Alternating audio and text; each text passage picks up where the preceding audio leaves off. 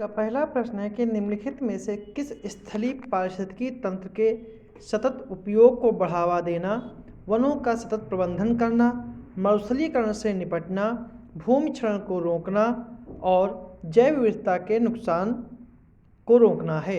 यह किस सतत विकास का लक्ष्य है? SDG 13, SDG 14, SDG 15 या SDG 16?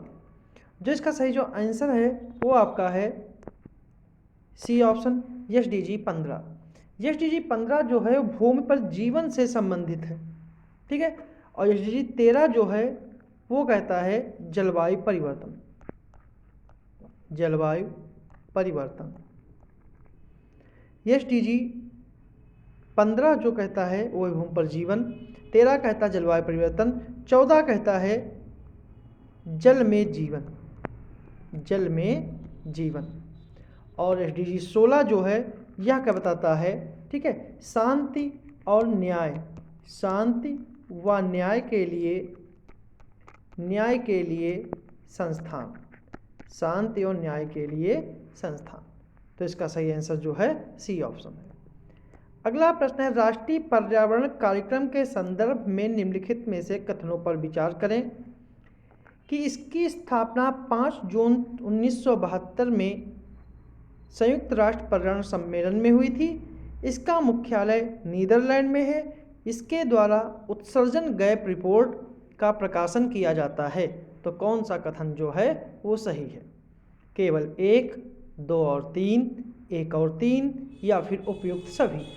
जो इसका सही जो आंसर है वो आपका है सी ऑप्शन, 1 और 3। क्योंकि संयुक्त राष्ट्र पर्यावरण कार्यक्रम की स्थापना 5 जून 1972 को संयुक्त राष्ट्र पर्यावरण सम्मेलन में हुई थी।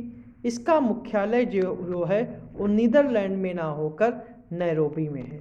नैरोबी जो है वो कीनिया की, अफ्रीका महाद्वीप में स्थित कीनिया की राजधानी है। इसके द्वारा ही उत्सर्जन गैप रिपोर्ट, ठीक है, और वैश्विक पर्यावरण आउटलुक जैसी रिपोर्ट इस संस्था से प्रकाशित होती हैं।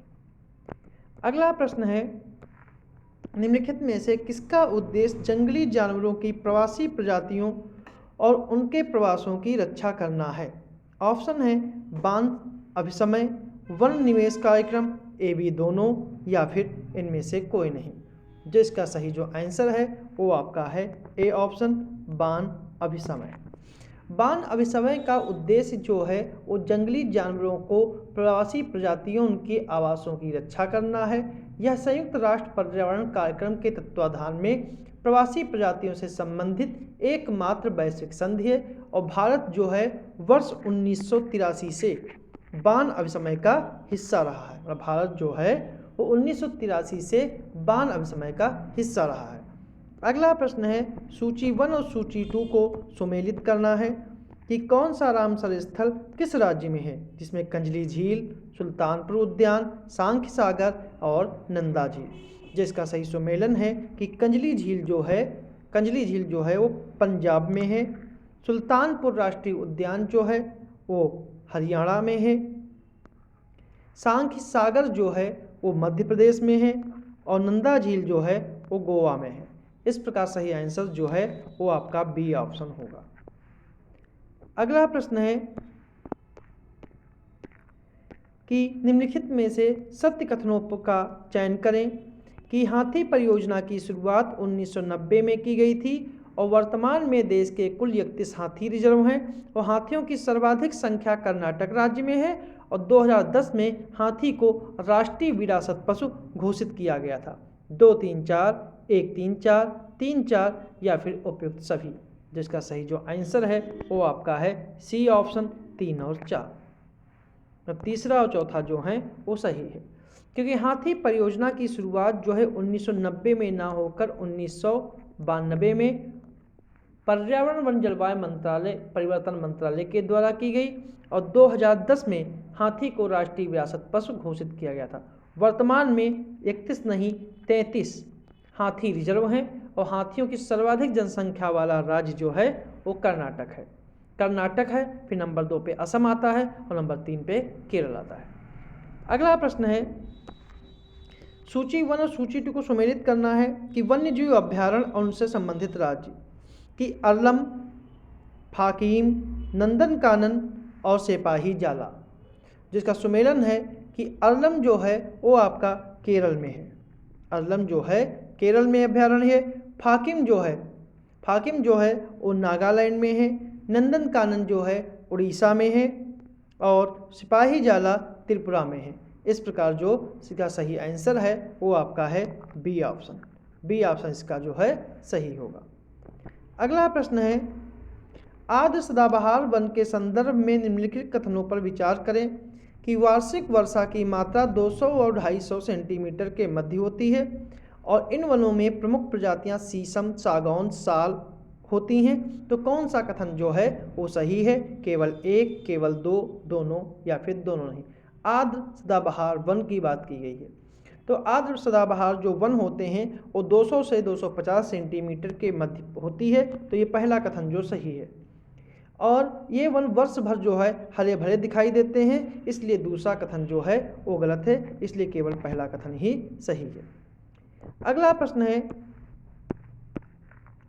निम्नलिखित में से आयुष्यन की वल्नरेबल श्रेणी में शामिल नहीं है? घड़ियाल, लाल पांडा, कस्तूरी मृग या फिर हिमतेंदुआ, जिसका सही जो आंसर है कोट के आधार पर 1, 2, 3, 2, 4, 1 और 4 और 1 और 3, जिसका सही जो आंसर है वो आपका है डी ऑप्शन 1 और 3, पहला और तीसरा।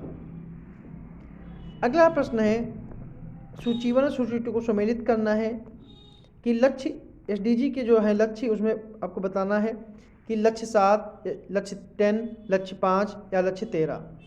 जिसका सही सुमेलन है वो आपका है लक्ष्य 7 का मतलब है स्वच्छ ऊर्जा। लक्ष्य 10 जो है वो है लैंगिक असमानता में कमी, नहीं, लक्ष्य 10 में है असमानता में कमी, और लक्ष्य 5 में है लैंगिक समानता, और लक्ष्य 13 में है जलवायु परिवर्तन। इस प्रकार सही आंसर जो है वो बी ऑप्शन इसका जो है सही है। अगला प्रश्न है, निम्नलिखित में से कौन सा सही सुमेलित है? हस्तक्षेप की नीति लॉर्ड नॉर्थब्रुक, सहायक संधि लॉर्ड डलहौजी, नर बलि प्रथा पर प्रतिबंध Lord Hardinge, Rowlatt act Lord Minto द्वितीय।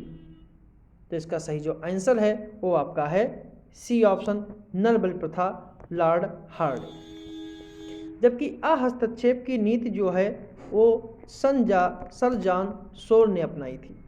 सहायक संधि जो है वो डलहौजी ना होकर वेलेजली ने इसको चलाई थी। रॉलेट एक्ट के समय गवर्नर जो थे मिंटो नहीं थे, उस समय गवर्नर जो थे चेम्सफोर्ड थे।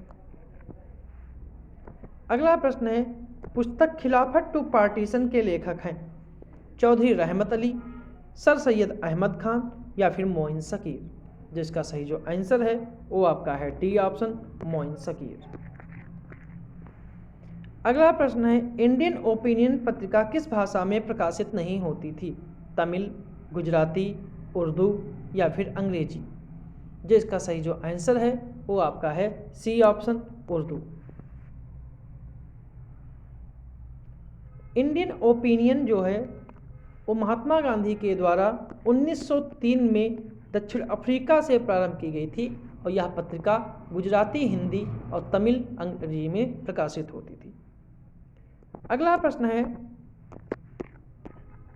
1947 में दिल्ली में आयोजित अखिल भारतीय कांग्रेस समिति की बैठक में किसने विभाजन का प्रस्ताव प्रस्तुत किया था? जे.बी. कृपलानी, गोविंद बल्लभ पंत, अबुल कलाम आज़ाद, जवाहरलाल नेहरू। जिसका सही जो आंसर है वो आपका है बी ऑप्शन, गोविंद बल्लभ पंत। गोविंद बल्लभ पंत मतलब किया, बी ऑप्शन इसका सही है। क्योंकि 1947 में नई दिल्ली में अखिल भारतीय कांग्रेस समिति की बैठक में विभाजन का प्रस्ताव पंडित गोविंद बल्लभ पंत ने प्रस्तुत किया था और इसका समर्थन अबुल कलाम आज़ाद ने किया था। अगला प्रश्न है, निम्नलिखित कथनों पर विचार करें कि महासागरीय गर्त महासागरों के सबसे गहरे भाग होते हैं जो महासागरीय नितल के लगभग 7% भाग पर विस्तृत है। प्यूर्टो रिको ट्रेंच कैरेबियन सागर और अटलांटिक महासागर के बीच स्थित है। तो कौन सा कथन सही है केवल एक, केवल दो, दोनों या फिर दोनों नहीं। तो इसका सही जो आंसर है वो आपका है सी ऑप्शन, इसके दोनों कथन जो हैं वो सही हैं। अगला प्रश्न है, नीचे दिए गए एक को कथन दूसरे को कारण कहा गया है कि कथन है कि उत्तरी एवं दक्षिणी गोलार्ध की औसत वार्षिक तापमान में भिन्नता पाई जाती है और दोनों गोलार्धों में जल व स्थल का असमान वितरण का प्रमुख होता है, तो कौन सा सही है? तो इसका सही जो आंसर है वो आपका है ए ऑप्शन, ए आर दोनों जो हैं वो सही हैं और ए आर की इसकी सही व्याख्या करता है। अगला प्रश्न है, निम्नलिखित में से कौन सा अटलांटिक महासागर की ठंडी धारा नहीं है? ग्रीनलैंड धारा, लैब्राडोर धारा, ब्राजील धारा या फिर फाकलैंड धारा, या फिर फाकलैंड धारा।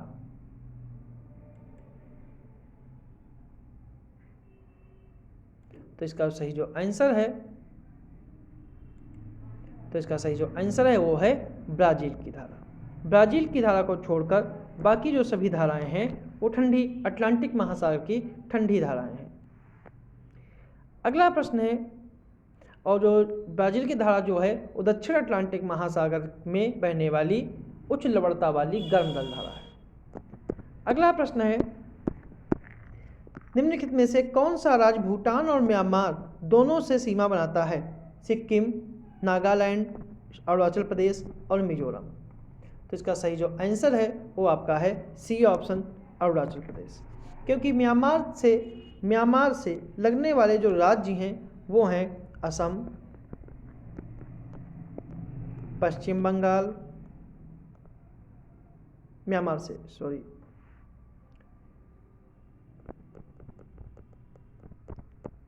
जो म्यांमार से लगने वाले राज्य हैं वो हैं अरुणाचल प्रदेश, मिजोरम और मणिपुर और नागालैंड। जबकि भूटान से छूने वाले जो राज्य हैं वो हैं असम, पश्चिम बंगाल, अरुणाचल प्रदेश और सिक्किम। इसलिए सही आंसर जो है वो सी ऑप्शन है।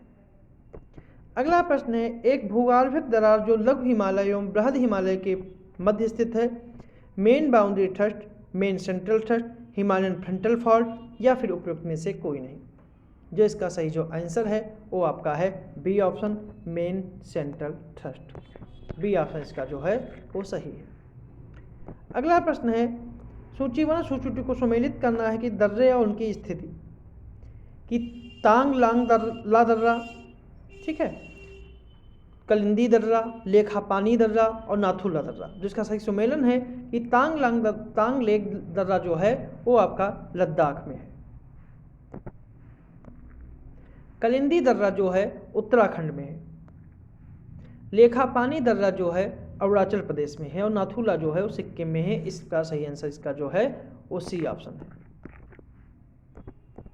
अगला प्रश्न है, निम्नलिखित में से सूचीबद्ध सूची को सम्मिलित करना है कि किजायकुल मरुस्थल से जुड़ा हुआ है कि किजिलकुम, सिम्पसन, चिहुआहुआन और मोजावे। तो इसका सुमेलन इसका सुमेलित है वो है किजायकुम जो है वो कजाकिस्तान में है, सिम्पसन जो है वो ऑस्ट्रेलिया में है, चिहुआहुआन मैक्सिको में है और मोजावे अमेरिका के कैलिफोर्निया में है। तो इसका सही आंसर जो है वो बी ऑप्शन है।